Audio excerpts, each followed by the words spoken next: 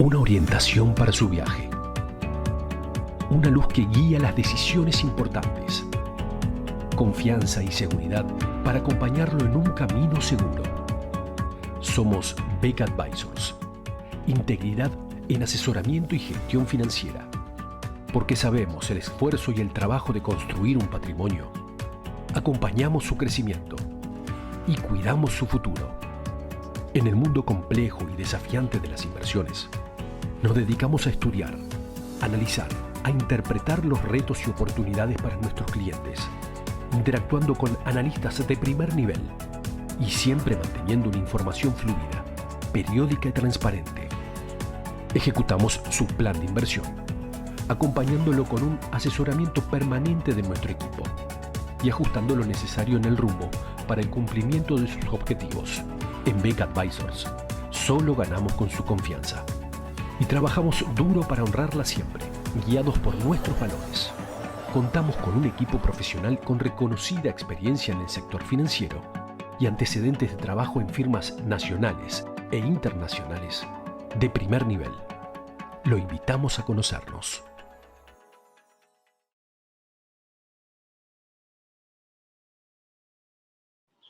Bueno, buenas tardes a todos. Es un gusto encontrarnos, por lo menos de esta manera, y retomar en este año 2021 el contacto con todos ustedes a través de las distintas charlas de Beca, por lo menos ahora en esta oportunidad viéndonos las caras. Ya llegará el momento en que podamos hacer algo en vivo, pero tal como ha sido la evolución hasta el momento, parece que por lo menos tendremos que esperar algunos meses más. Mientras tanto, recurrimos a estos instrumentos para charlar de algunas de las cosas que han estado preocupando a los mercados en este arranque del año, especialmente prácticamente en el último mes, como es temas muy vinculados entre sí, que son el aumento de la deuda pública, especialmente en los países desarrollados, las consecuencias que eso puede tener sobre la política fiscal hacia el futuro, la monetización de buena parte de esa deuda a través de lo que ha sido la expansión de la política monetaria, y finalmente las posibles consecuencias inflacionarias que ese proceso de monetización puede eventualmente tener. Así que entonces, sin más, vamos a empezar nuestra presentación. En primer lugar, anotemos la parte positiva. El apoyo fiscal a nivel global, que lo podemos estimar en el entorno de los 15 millones, para nosotros son millones de dólares, o sea, en inglés serían 15 trillones, ha tenido un impacto, yo creo que fundamental, en términos de salvar vidas y evitar un colapso mayor de la actividad económica. O sea, sin todo este esfuerzo fiscal, probablemente las consecuencias económicas de la pandemia, las consecuencias sociales, las consecuencias sanitarias, hubiesen sido mucho peores de lo que mostró el año 2020. O sea que, por ese lado, el título de nuestra charla en cuanto a la inoculación, efectivamente, la deuda pública actuó de una forma de vacuna económica, digamos, contra lo que hubieran sido los efectos de la pandemia.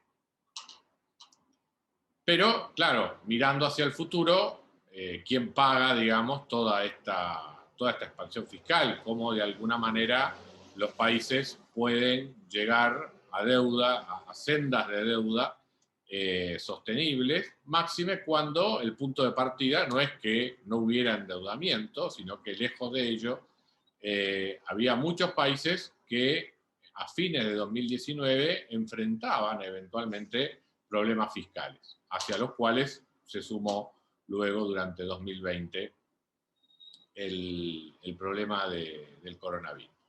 O sea, recordemos muchos de los temas que estaban presentes en el año 2019, países que tenían déficits fiscales muy altos, y que eventualmente apostaban o viraban hacia políticas fiscales restrictivas hacia 2020. Nuestro propio país era un ejemplo de ello, Argentina, el caso de Brasil. O sea, en muchos lados se hablaba de restricciones fiscales de cara a 2020. En Europa, el caso de Italia y todas las discusiones en torno al presupuesto italiano para cumplir con las metas de la Unión Europea, o mirando también a largo plazo todas las cuestiones vinculadas con la evolución de los sistemas de seguridad social, el envejecimiento de la población, que hacían que también hubiera un elevado nivel de deuda contingente para los países,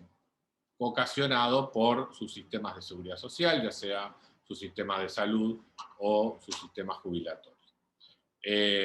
Entonces, ese era el mundo fiscal antes de la pandemia. O sea, era un mundo con problemas fiscales sobre el cual todos esos problemas parecen haber hoy desaparecido por la prioridad que se le dio al combate al coronavirus, pero siguen estando allí. O sea, siguen estando los problemas de elevado endeudamiento y altos déficits que veíamos al principio, que veíamos a fines de 2019, y toda esa dinámica de los sistemas de seguridad social también sigue estando presente. Y sobre esto ahora hemos acumulado un shock fiscal muy alto para mitigar los efectos del coronavirus.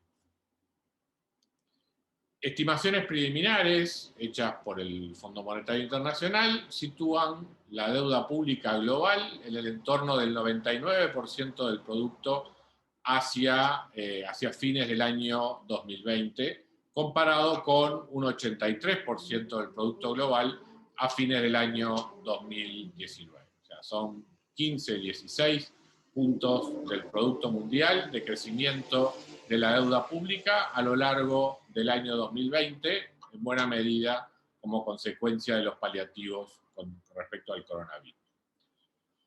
En términos de flujo, o sea, en términos de déficit fiscal, estos estuvieron en el entorno del 13% del producto entre las economías desarrolladas, un poco menos, un 10% del producto en las economías emergentes de nivel de ingreso intermedio, y en el entorno del 6% del producto entre los países de menores ingresos.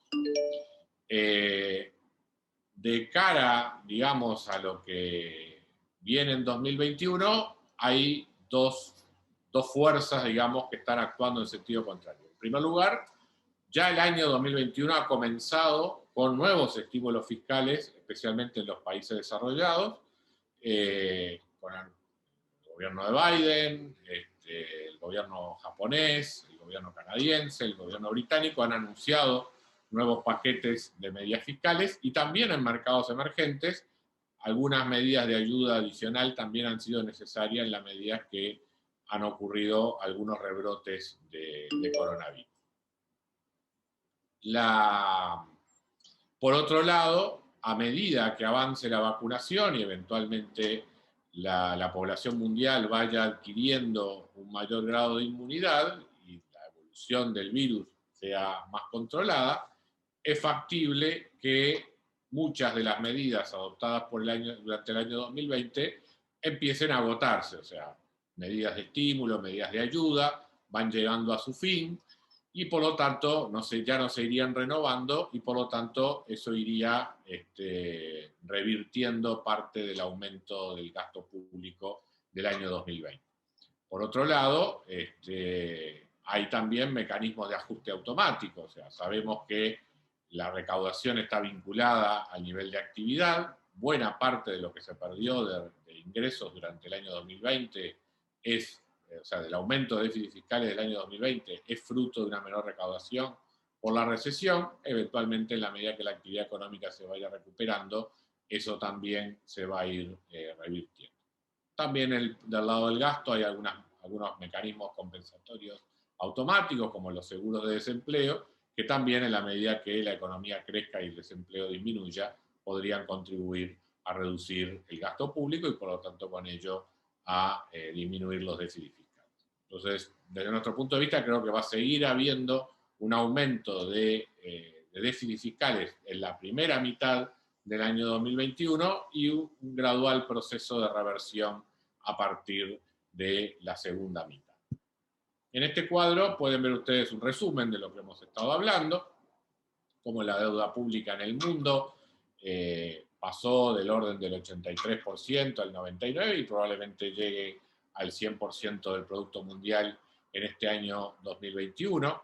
Entre los países desarrollados tenemos este aumento de prácticamente 15 puntos o más, ¿no? 18 puntos en la deuda pública como porcentaje del producto, con 20 puntos del producto de aumento en Estados Unidos, que estarían situando la deuda pública de los países desarrollados en el orden del 123% del producto y subiendo a algo más del 124% en el año 2021. Japón, el país más endeudado, digamos, del planeta, su deuda pública pasó de 234% del producto en 2019 a 258% en 2020 y va a continuar en esos niveles en 2021. La zona euro con muchas diferencias internas, países con un elevado endeudamiento como Italia, cuya deuda estaría pasando el 150% del producto entre el año 2020 y el año 2021, y por el otro lado Alemania con una deuda en torno al 70% del PBI. Entre los países emergentes hubo un fuerte aumento de la deuda en el caso de China, y que seguramente va a continuar en esa línea durante el año 2021. América Latina, por su parte, tuvo un aumento de deuda en el año 2020 y si se aplican, o sea, los mecanismos previstos en la Constitución brasileña, digamos, de corrección del gasto público, la deuda pública en América Latina, especialmente por el efecto Brasil, debería reducirse en el año 2021. Ya todos vimos lo que fue la guerra presupuestal en el Parlamento brasileño durante fines del año pasado.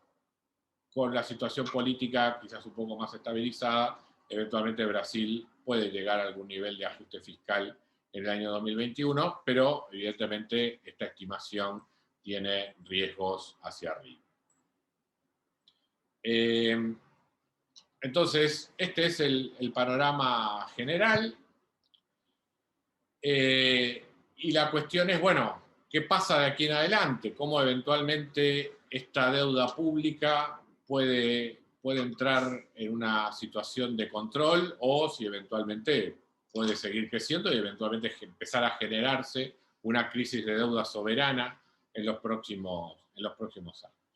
En primer lugar, hay que tener en cuenta que a nivel de países desarrollados, el esfuerzo fiscal se dividió en partes aproximadamente iguales entre el costo de las medidas de apoyo, ¿sí?, y la pérdida de recaudación por la recesión.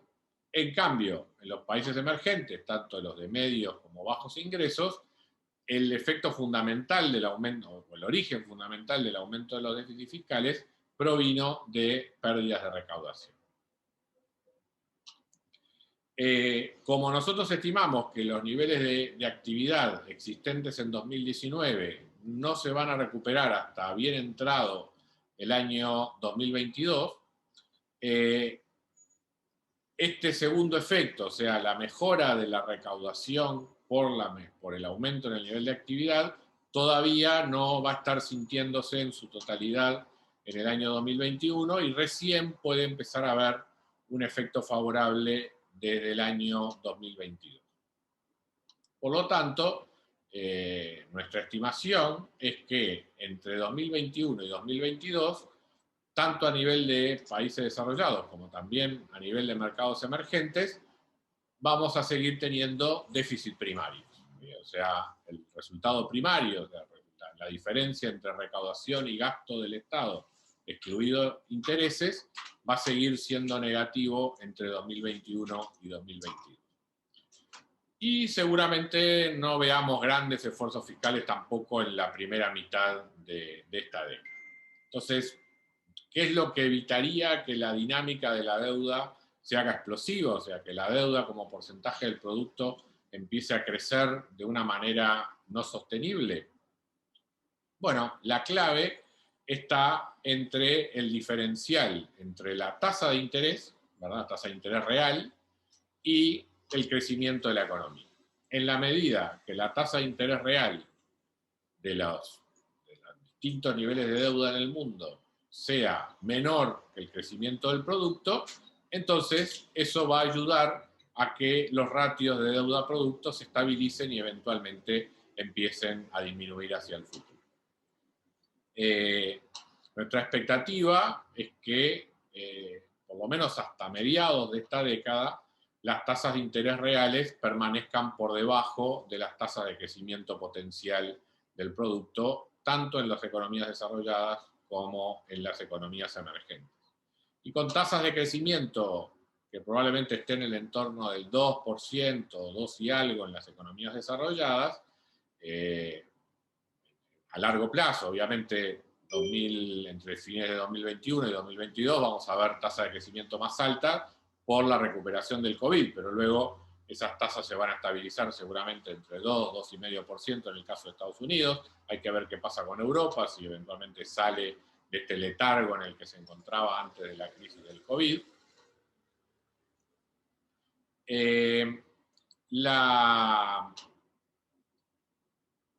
Con esos niveles de crecimiento relativamente modestos, la tasa de interés real seguramente tenga que estar entre 0 o incluso negativa para que se cumpla esta propiedad de que la deuda pública tiene una trayectoria decreciente en términos del producto, o sea, con tasas de interés reales menores que la tasa de crecimiento de la economía.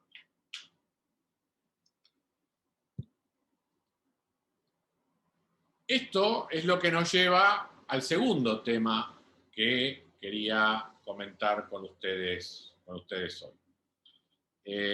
Ustedes han visto seguramente o han escuchado que la evolución que ha tenido la tasa de interés en estos últimos tiempos, sobre todo el empinamiento de la curva de rendimientos en Estados Unidos,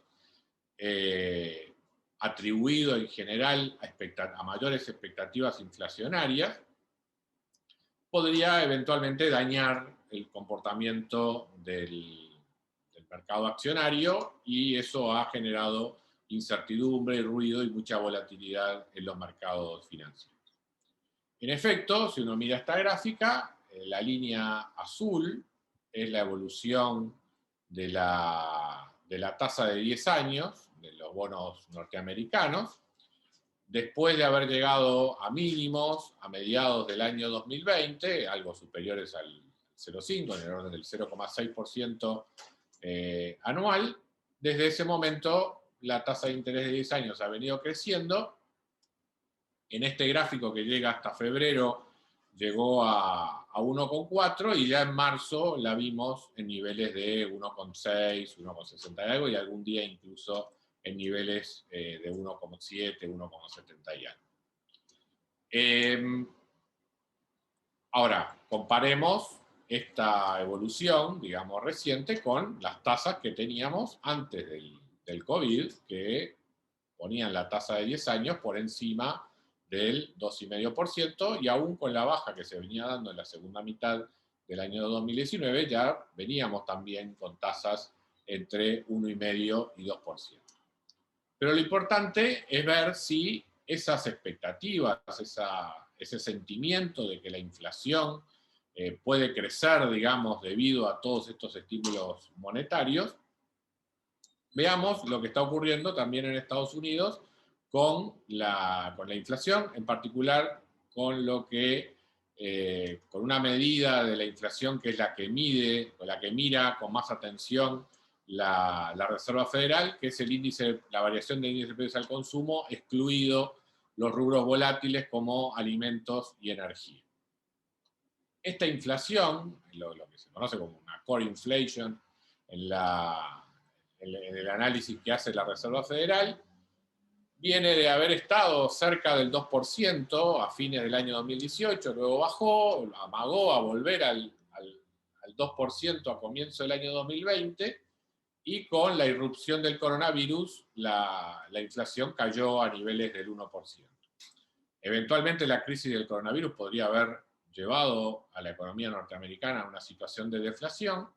Los estímulos monetarios, acompañados de los estímulos fiscales, evitaron eso y situaron la tasa de inflación en el entorno del 1,5%. Y en ese nivel es que se viene manteniendo desde mediados del año 2020 y no vemos presiones inflacionarias adicionales que eventualmente justifiquen que la inflación vaya a pasar, digamos, del 2% anual en un futuro próximo en el caso de Estados Unidos. Aun cuando lo hiciera, ya ha habido repetidos mensajes por parte del presidente de la Reserva Federal norteamericana en cuanto a que la autoridad monetaria de ese país está dispuesta a tolerar niveles de inflación mayores al 2% durante bastante tiempo, justamente para compensar todo este periodo en el cual la inflación en estos últimos años ha estado en 2% o por debajo. La idea de la Reserva Federal es que el 2% de meta de inflación sea un promedio, y entonces, si es un promedio, bueno, la gente debería esperar que si en algún momento estuvo por debajo, luego debería estar por arriba y, en definitiva, cumplir con ese promedio. Si siempre estuviera de 2% para abajo, el promedio de inflación evidentemente sería menor que el 2% anual. Por lo tanto, con este panorama de inflación, en el cual la tasa de interés real en Estados Unidos estaría en niveles de prácticamente cero,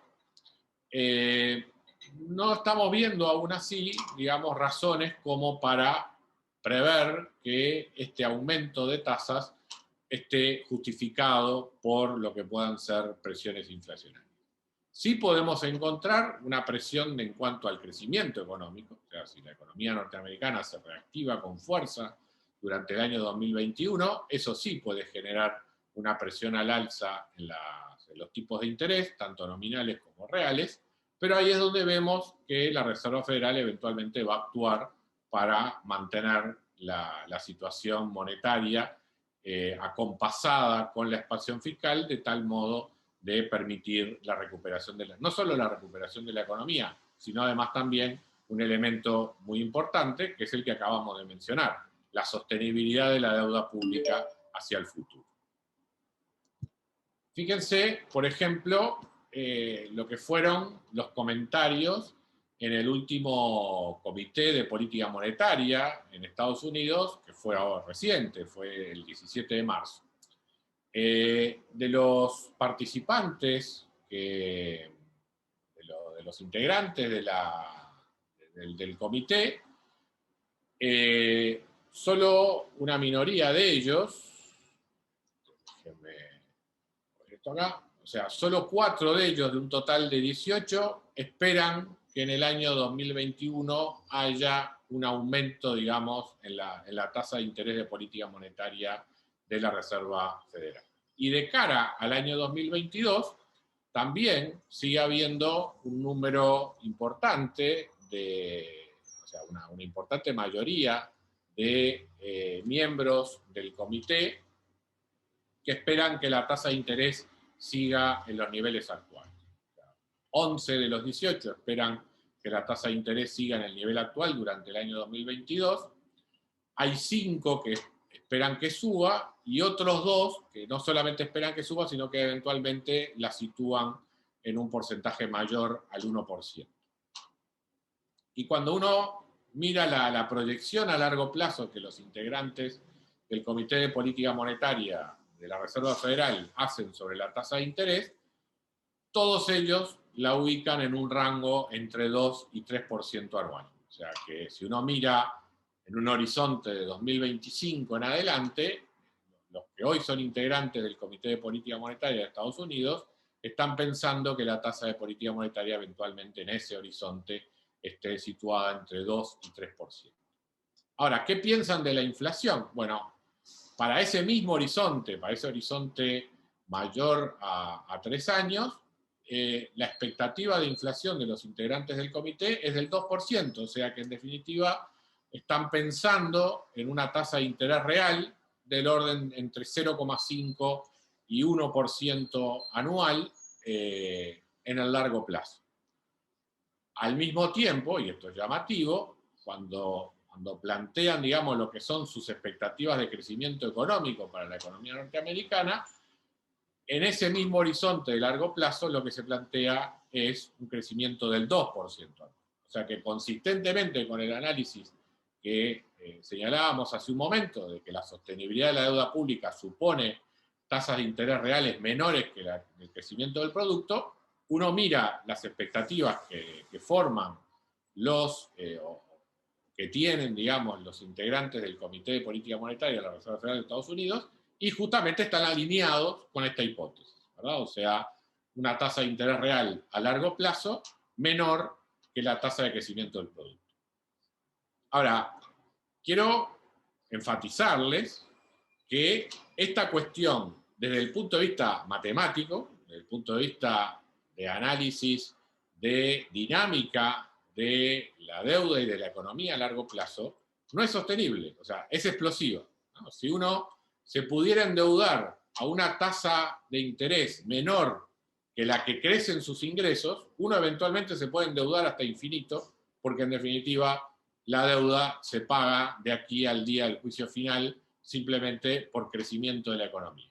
Al estar creciendo los ingresos más que el costo de los intereses, eventualmente la deuda como porcentaje del producto tiende a reducirse. Esto evidentemente no puede durar para siempre y eventualmente, además, es una cuestión que invita a burbujas. Pero, bien, antes de que eso ocurra, digamos, en el largo plazo, en el entretanto, mientras esta política siga firme, son justamente buenas noticias para el mercado accionario, porque en la medida que el crecimiento de las ganancias de las empresas sea superior al costo del dinero, en definitiva, los precios, digamos, en los mercados de valores van a tender a aumentar. ¿Que eso eventualmente es una burbuja? Sí, sin duda lo es, y eventualmente en el futuro esto habrá que corregirlo para evitar que esta burbuja termine en una nueva crisis.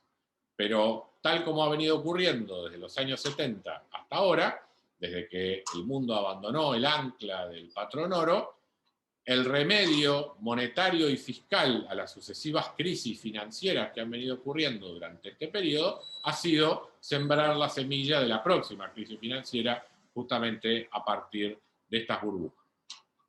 Por lo tanto, ahora estamos en el periodo, si se quiere, de alegría, en el cual, con toda esta inyección fiscal y monetaria, eventualmente estamos en la fase de inflación de la burbuja, no de los precios de los bienes de consumo, sino de los precios de los activos mobiliarios y eventualmente también inmobiliarios un poco más adelante, a medida que se recupere la demanda agregada. Y por lo tanto, todo este temor que estamos viendo con respecto del mercado accionario creo que se va a ir disipando en la medida que los agentes económicos perciban esto que estamos mostrando aquí, que la sostenibilidad de la deuda pública, la deuda soberana en los mercados desarrollados y en los países emergentes depende de este escenario de tasas de interés reales negativas o ligeramente positivas, siempre por debajo del crecimiento de largo plazo de la economía. O sea que desde el punto de vista del mercado accionario, en un horizonte para este año y para el año que viene, creo que esto genera condiciones favorables para que el mercado accionario retome la senda de crecimiento que había mostrado a comienzos de este año.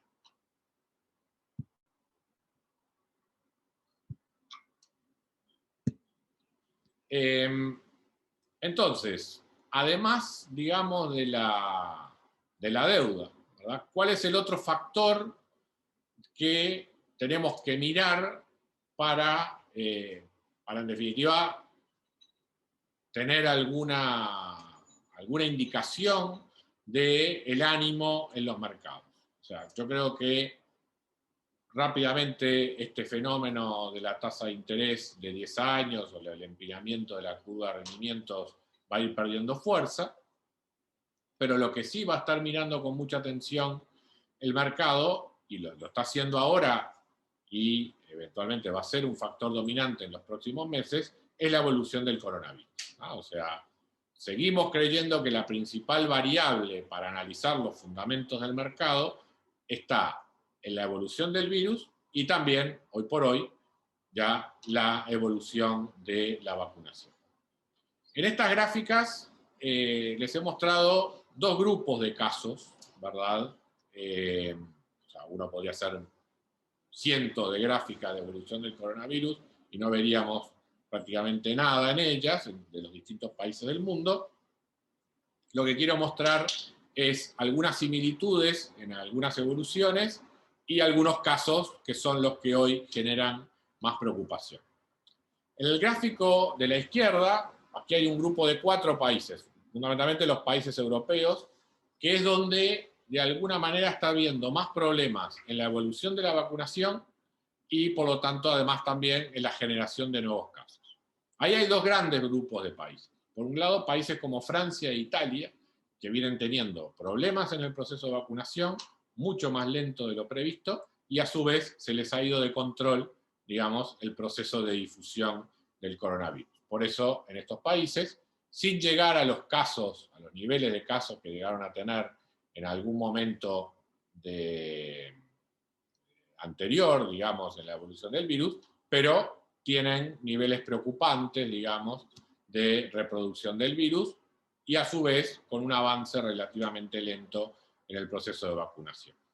Países con más restricciones en la movilidad interna, que también vienen teniendo no del toda satisfacción de evolución satisfactoria en los procesos de vacunación, como Alemania y España, sobre todo por las restricciones internas, ¿verdad? Han venido controlando un poco mejor que Francia e Italia la evolución de los casos de coronavirus, pero fundamentalmente a través de medidas restrictivas, y por eso ha generado de vuelta cierto pesimismo en los mercados, que se ha reflejado también en los precios de los índices europeos, por justamente todos estos problemas de confinamiento que se van generando por la presión de reproducción que tiene el virus en Europa, acompasada de una evolución muy lenta en el proceso de vacunación.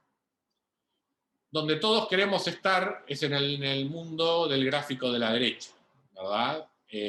Donde aquí los procesos de vacunación vienen siendo más intensos y en el caso del Reino Unido, por ejemplo, en el caso de Estados Unidos, donde ahora, en estas últimas semanas, ha habido como un enlentecimiento del ritmo de caída de casos diarios, pero de todas maneras con una tendencia decreciente en la evolución general de los casos activos, acompañada de un ritmo de vacunación muy fuerte que seguramente genere, probablemente en el mes de abril, que esta tendencia decreciente en el número de casos diarios sea retomada. Y el caso que tenemos que mirar con atención, porque va a ser un caso de elección para todos los demás países que venimos un poco más atrás en todo este proceso de contención del virus y de vacunación, es el caso de Israel, que aquí es esta gráfica en color verde, que miren ustedes cómo viene en una tendencia muy fuerte de caída de los casos diarios. Si mostráramos los casos activos sería una gráfica exactamente igual. Y hace una semana aproximadamente Israel comenzó con medidas de apertura bastante amplias de su economía y de la movilidad social. O sea que los próximos 15 días nos van a estar mostrando, para el caso de Israel, en qué medida el avance en la vacunación ha sido efectivo para eventualmente inmunizar la población y tolerar mayores niveles de movilidad social y una actividad económica más normal. Si estos números de Israel se mantienen, bueno, de alguna manera son el avance de lo que va a ocurrir en el resto de las economías del mundo una vez que los procesos de vacunación estén más avanzados. En la región, casos como el de Chile, casos como el de Uruguay, justamente se parecen, digamos, a los de algunos países de Europa en cuanto al crecimiento de los casos diarios, y aquí de vuelta va a haber que, vamos a ver cómo en las próximas semanas el avance de la vacunación eventualmente le gana la carrera o le gana la batalla a la difusión del virus. Si uno mira estos casos, el de Estados Unidos, el de Israel, el del Reino Unido, uno puede estimar que aproximadamente lleva un proceso de unos 2 meses, ¿sí?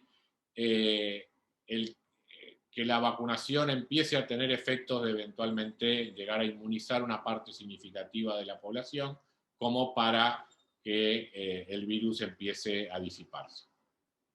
Mirando un poco lo que han sido la evolución de los procesos de vacunación, esto probablemente sitúa el mes de abril como un mes bisagra en el caso de Chile y el mes de mayo como un mes bisagra para el caso de Uruguay. En definitiva, entonces, en lo que tiene que ver con la evolución económica en 2021 y su reflejo sobre la actividad de los mercados bursátiles, más que la gráfica de la tasa de interés de 10 años, que yo creo que es anecdótico en este contexto, lo que tenemos que mirar son justamente las gráficas del coronavirus, cómo en definitiva el mundo empieza a dejar atrás la pandemia y empieza a lograr una suerte de regreso a la normalidad. Esto era un poco lo que quería comentar con ustedes hoy. Quedo abierto a las preguntas que quieran realizar. Muchas gracias.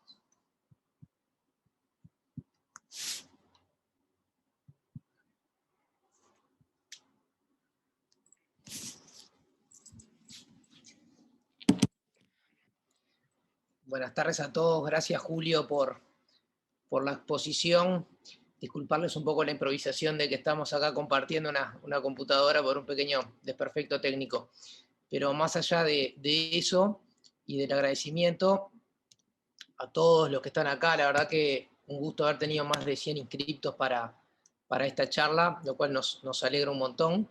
Y recordarles que tenemos los canales de preguntas, ya sea por el info@becaadvisor, si es que alguno está a tiempo de mandar un mail, y tenemos también la parte de preguntas y respuestas, el chat de preguntas y respuestas que nos pone a disposición la propia plataforma de Zoom. Así que yo voy a estar moderando rápidamente esta parte de preguntas y respuestas, donde Julio, acá la primera pregunta que nos llega, y creo que es oportuna porque no hemos hecho mención a este tema en la charla, es referente a la situación específica de Uruguay. Y además creo que viene bien a cuento con todas las medidas que se anunciaron ayer y este pico que hemos tenido en la pandemia. Entonces acá quizá pedirte que nos cuentes un poco cómo ves vos el panorama de Uruguay, tanto sea por el efecto coronavirus que tenemos ahora, pero también tipo de cambio, tasas de interés, estamos viendo los spreads de los bonos muy chicos. ¿Cómo ves la situación de Uruguay? Sería la pregunta.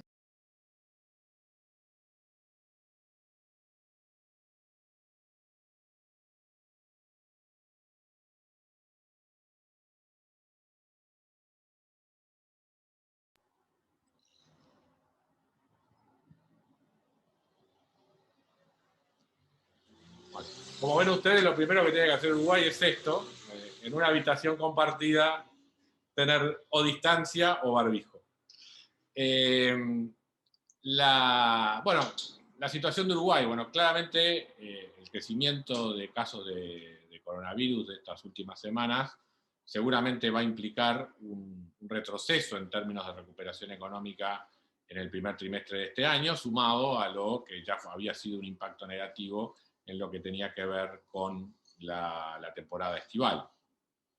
O sea que seguramente toda esta situación lleve a una revisión a la baja en las perspectivas de crecimiento de este año. También es cierto que en términos de ponderación el primer trimestre del año es el de menor actividad relativa en comparación con todo el segundo semestre. En Uruguay concentra mayor actividad que el primero, o sea que todavía estamos en carrera como para terminado o avanzado sustancialmente el proceso de vacunación y con efectos probablemente a partir del mes de mayo en cuanto a reducción de los casos de coronavirus, ahí podría esperarse una recuperación fuerte en el segundo semestre del año. Si a su vez este proceso es acompañado en Argentina y Brasil, eventualmente podemos llegar a fin de año con una mayor situación de apertura de fronteras y una temporada 2021-2022 bastante mejor de lo que fue la que tuvimos este año. Eso, digamos, en cuanto a actividad económica. Desde el punto de vista de la situación de deuda, bueno, no hay duda de que en este panorama en esta situación comparativa, donde la situación fiscal del año 2020, de Uruguay, resultó bastante en línea con lo que se preveía al principio del año, incluso un poco menor, aparentemente hay que ver cómo terminan las cifras tanto del producto como del déficit fiscal, pero en general justamente ha llevado a lo que dice Andrés, una cierta compresión de los spreads de la deuda y la oportunidad de que Uruguay siga teniendo acceso a los mercados, algo no menor en circunstancias como las actuales. O sea, mi opinión personal es que seguramente el gobierno va a aprovechar esta coyuntura, esta situación en los mercados para seguir incursionando en el mercado de capitales y contar, digamos, con el colchón de liquidez suficiente como para enfrentar contingencias hacia el futuro. Con respecto al tipo de cambio, aquí hay varias fuerzas, digamos, jugando en sentido contrario. Por un lado, si tuviéramos una situación de apertura regional, no tengo duda que la situación de precios relativos entre Uruguay, Argentina, Uruguay respecto de Argentina y Brasil, sin duda llevaría a un tipo de cambio de equilibrio algo más depreciado que el que tenemos hoy. Pero con fronteras cerradas, ese efecto deflacionario que estaría viniendo de la región no lo estamos teniendo. Por otro lado, estamos teniendo el efecto inflacionario que derivado de este relativo boom de commodities que se estuvo viviendo, sobre todo entre fines del año 2020 y comienzos del año 2021. Eso está haciendo que la inflación esté por encima de lo proyectado, aun cuando, desde el punto de vista tanto del tipo de cambio como de la evolución de los salarios privados, todo debería apuntar a un descenso un poco más pronunciado en la tasa de inflación. O sea, que la situación que tenemos hoy en materia de commodities, de hecho, debería empujar a una apreciación del peso uruguayo que el Banco Central de Uruguay ha optado por neutralizar con algunas intervenciones en el mercado de cambio y de hecho lleva un monto de compras acumulado positivo del orden de unos 240 millones de dólares en lo que va del año. Entonces, yo creo que mientras se mantenga la situación de cierre de fronteras, lo que va a predominar es este efecto.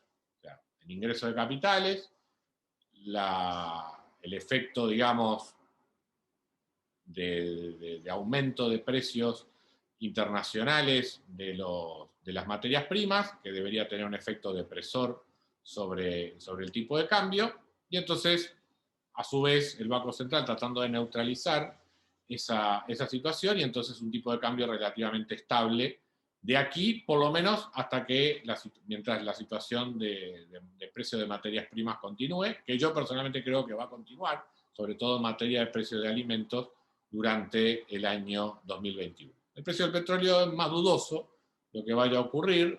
Ahora hubo un golpe fuerte sobre los precios del petróleo, pero también vinculado a estos temores sobre el coronavirus, lo que pudiera pasar con la tasa de interés de 10 años.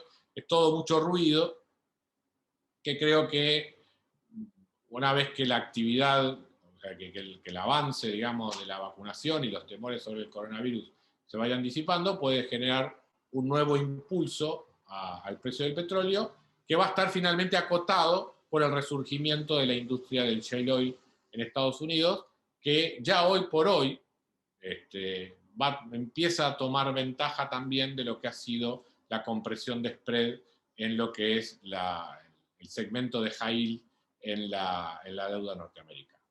O sea que tenemos una situación de crecimiento de precios de materias primas, más acotado en el petróleo que con los alimentos, lo cual para Uruguay es un efecto de términos de intercambio favorable, que juega en el corto plazo en términos de una tendencia a la apreciación del tipo de cambio.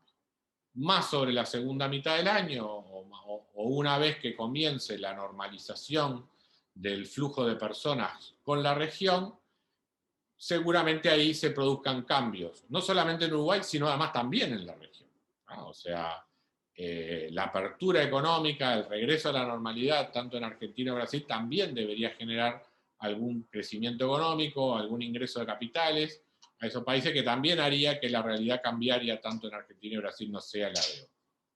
O sea que al final parece que esto fuera mucho leruleru, de mucho para un lado, mucho para el otro. En definitiva, lo que estoy viendo es el tipo de cambio más o menos como ahora, estable hasta mediados de año, y luego depreciándose en algún grado hasta los quizás 45, 46, no mucho más, digamos, de cara a fin de año, en una medida que también la inflación empiece a responder y pueda descender de esta barrera que está encontrando entre 8 y 9%.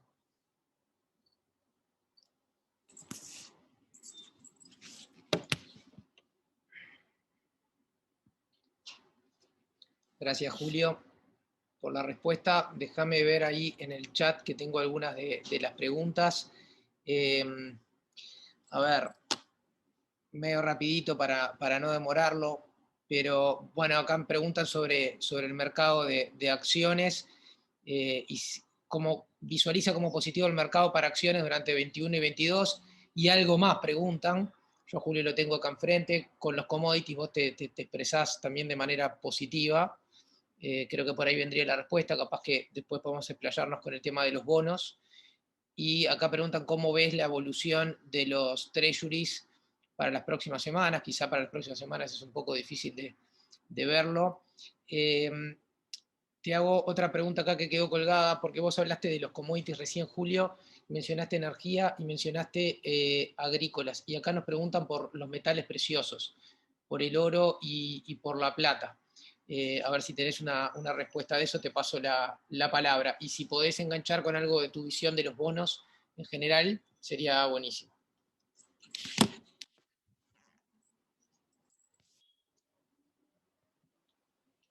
Bien, desde el punto de vista del mercado accionario, creo que un poco lo mencioné en la presentación, un mundo con tasas de interés reales menores que las tasas de crecimiento de la economía es el mundo ideal para el mercado accionario.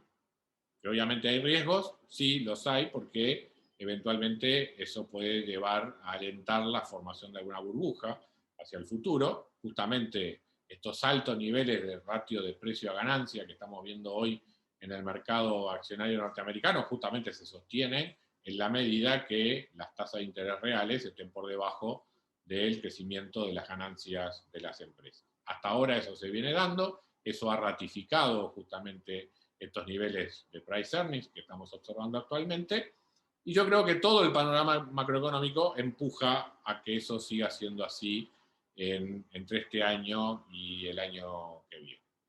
2023, 2024, 2025, o sea, obviamente el panorama es el mismo, o sea, justamente dijimos que para que la deuda pública sea sostenible, se la va a tener que ir comiendo en parte la inflación y en parte la absorción por un crecimiento económico mayor que el rendimiento real. Eso hace que la deuda pública o la renta fija en este panorama, en línea general, sea menos atractiva que el mercado de renta variable, hasta que eventualmente esto pueda derivar en una situación que los inversores consideren que ya deja de ser sostenible, sobre todo cuando las las ganancias, digamos, de las empresas no sigan acompañando el ritmo que hace válido o sostenible la evolución o las relaciones de precio actuales.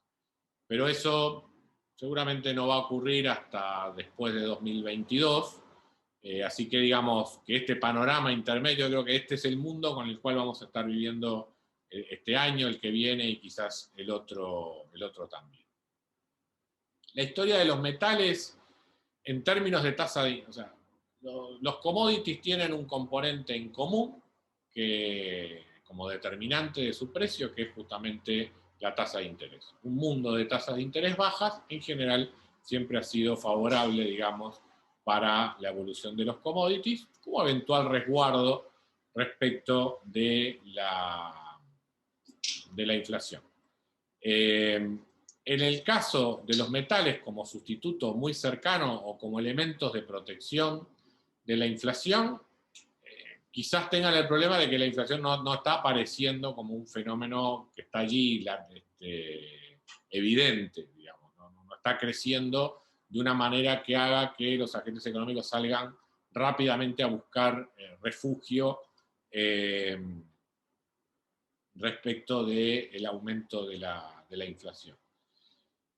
Entonces, si bien no soy negativo respecto de los metales, yo creo que deberíamos ver señales más fuertes, digamos, de aumento de los precios como para que efectivamente terminemos teniendo una corrida más significativa hacia metales como el oro y la plata. En el caso de las materias primas, en el caso de los alimentos, yo creo que ahí hay una dinámica que viene dada también por la recuperación de la economía mundial post-COVID en comparación con el crecimiento de la oferta de alimentos a nivel mundial en el corto plazo, que puede llevar, junto con una situación de relativamente bajos stocks, a presiones en los precios en este futuro inmediato. Yo creo que eso va a ser el efecto más favorable para este segmento de los commodities en el corto plazo.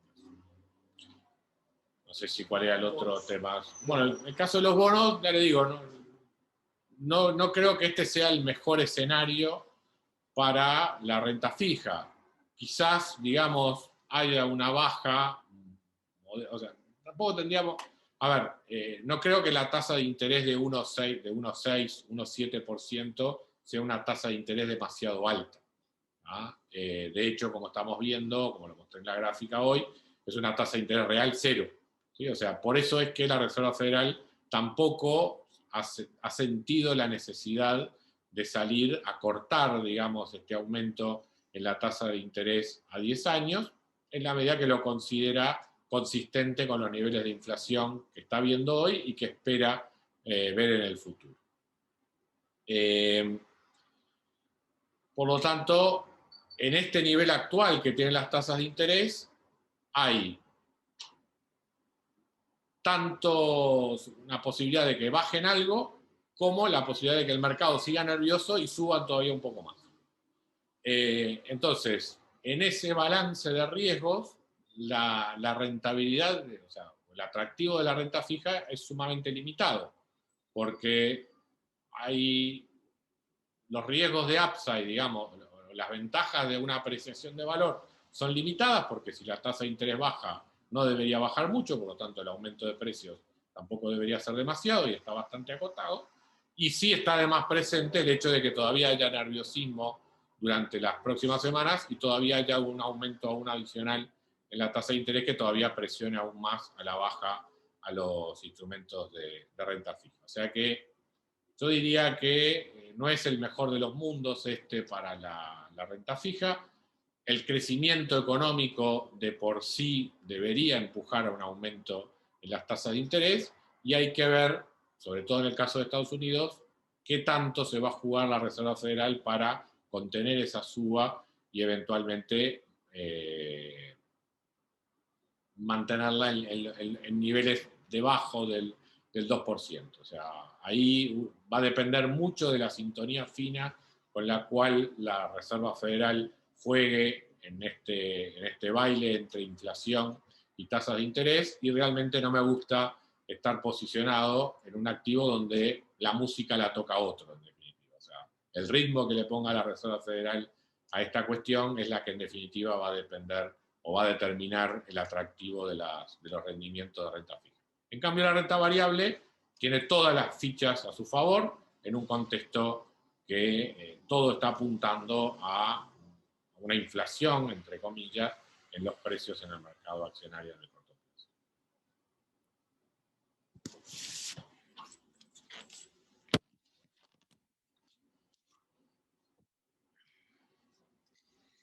Julio, te agradezco mucho. Se está por cumplir una hora que arrancamos con este webinar. Hacía tiempo que no teníamos esta oportunidad. Te agradecemos mucho, le agradecemos a todos los que todavía siguen conectados ahí en nombre de todo el equipo de Beca Advisors.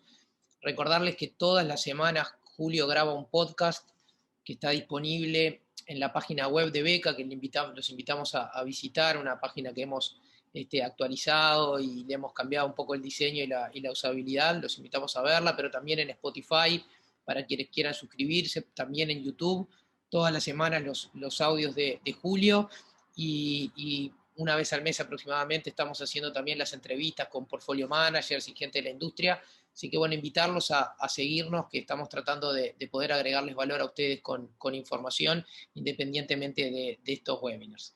Así que, de nuevo, muchísimas gracias por acompañarnos, pedirles a todos que se cuiden mucho, nosotros acá con el tapaboca en la mano, tratando de cuidarnos también, y será hasta la próxima. Muchísimas gracias.